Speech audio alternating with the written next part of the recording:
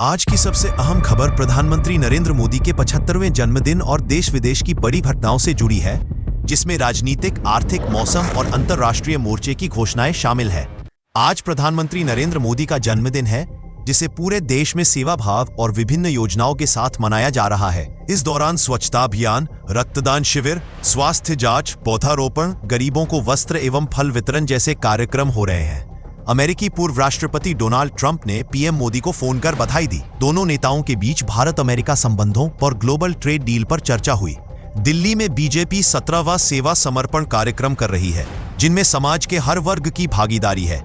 इन आयोजनों के साथ मोदी सरकार अपने विकास कार्यों और आत्मनिर्भर भारत जैसे अभियानों का संदेश भी पूरे देश तक पहुंचा रही है। दिल्ली में महिलाओं के लिए एशिया का पहला समर्पित कैंसर केंद्र अपोलो अथेना का उद्घाटन मुख्यमंत्री रेखा गुप्ता ने 16 सितंबर 2025 को किया। यह सेंटर दिल्ली के डिफेंस कॉलोनी में स्थित है और इसे खास तौर पर सिर्फ महिलाओं के लिए कैंसर की जांच, इलाज और पुनर्वास सुविधा देने के लिए खोला गया है। मुख्यमंत्री रेखा गुप्ता ने उद्घाटन के दौरान कहा कि यह केंद्र महिला स्वास्थ्य सेवाओं के क्षेत्र में मील का पत्थर साबित होगा। सेंटर में ब्रेस्ट और जेनाइटल कैंसर समेत अन्य स्त्री रोगों पर विशेष ध्यान दिया जाएगा, जिसमें आधुनिक उपकरणों और विश्व स्तरीय डॉक्टर्स की टीम शामिल है। इस पहल का उद्देश्य भारत और पूरे एशिया में महिलाओं के कैंसर का समय पर और सुरक्षित इलाज सुनिश्चित करना है। बिहार में विपक्षी नेता तेजस्वी यादव ने बिहार अधिकार यात्रा शुरू की है, जो 16 सितंबर 2025 को जहानाबाद से शुरू होकर 20 सितंबर को वैशाली में समाप्त होगी।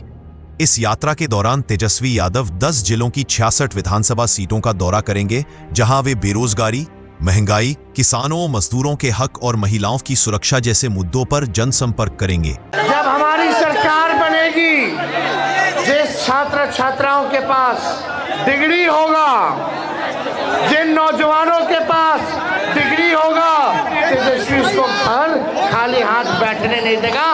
हर हाथ जिसके पास भी डिग्री होगा, हर हाथ नौकरी और काम तेजस्वी दिलाने का काम करेगा। अधिकार यात्रा पे हम लोग निकल रहे हैं और जो बाकी के जिले जो छूटे हुए थे उनको कवर हम लोग कर रहे हैं। देखिए, नए संकल्प के साथ नया बिहार बनाने के लिए, बेरोजगारी, महंगाई, गरीबी को हटाने के लिए, किसान मजदूर के सम्मान के लिए, माओं के बहनों की सुरक्षा के लिए आज बिहार में कारखाने, इंडस्ट्री लगे। इस संकल्प के साथ आज हम लोग जो है इस यात्रा में निकल रहे हैं। तेजस्वी ने कहा कि यह यात्रा आम जनता के अधिकारों की लड़ाई है और इसका उद्देश्य नया बिहार बनाना है। पीएम मोदी की मां के कथित अपमान मामले में राहुल गांधी और तेजस्वी यादव के खिलाफ 5 कोर्ट में सुनवाई होने वाली है। सुप्रीम कोर्ट ने महाराष्ट्र सरकार को नगर निकाय चुनाव की डेडलाइन तय करने का आदेश दिया है। उत्तराखंड के देहरादून में बादल फटने से भारी तबाही मची, कई होटल और दुकानें बह गईं। राहत एवं बचाव कार्य जारी है।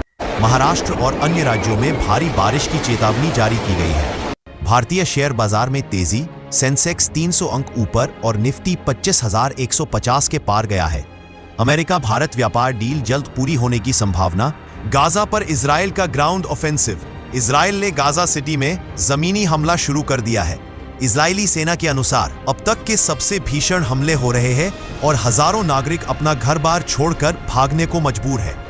इजराइल के रक्षा मंत्री ने बमबारी का जश्न भी मनाया, जिससे अंतर्राष्ट्रीय स्तर पर आलोचना हो रही है। गाजा सीमा पर बड़ी संख्या में शरणार्थियों की भीड़ इकट्ठा हो रही है। चार्ली कर्क की हत्या का केस। अमेरिका में मशहूर राजनीतिक टॉक शो होस्ट चार्ली कर्क की हत्या का मामला चर्चा में है। एफबीआई ने घोषणा की है कि 22 साल के संदिग्ध का डीएनए मार्कर हत्या के घटनास्थल से मिला है और उसके मैसेजेस में भी कर्क को खत्म करने की बात लिखी थी। अमेरिकी राष्ट्रपति डोनाल्ड ट्रंप ने इस घटना को रेडिकल लेफ्ट की साजिश बताया है। रूस यूक्रेन युद्ध 1300वें दिन भी जारी भीषण जंग। रूस आसमान से यूक्रेन पर हमले जारी रखे हुए है, जिससे यूक्रेनी राष्ट्रपति वोलोडिमिर जेलेंस्की ने यूरोपीय देशों से पुख्ता एयर डिफेंस सिस्टम की मांग की है। इसी बीच रूस और बेलारूस की सेनाएं संयुक्त रूप से जापाद 2025 युद्धाभ्यास कर रही है, जिसे नेटो और पश्चिमी देशों को धमकी के रूप में देखा जा रहा है। अमेरिकी राष्ट्रपति डोनाल्ड ट्रंप का ब्रिटेन दौरा। डोनाल्ड ट्रंप और फर्स्ट लेडी मेलानिया ट्रंप ने राजकीय यात्रा पर ब्रिटेन पहुंचकर किंग चार्ल्स तृतीय से मुलाकात की है। इसी दौरान ट्रंप ने मार्क जकरबर्ग के साथ टिकटॉक ऐप को लेकर फ्रेमवर्क डील की घोषणा की और डेडलाइन को दिसंबर तक टाल दिया है।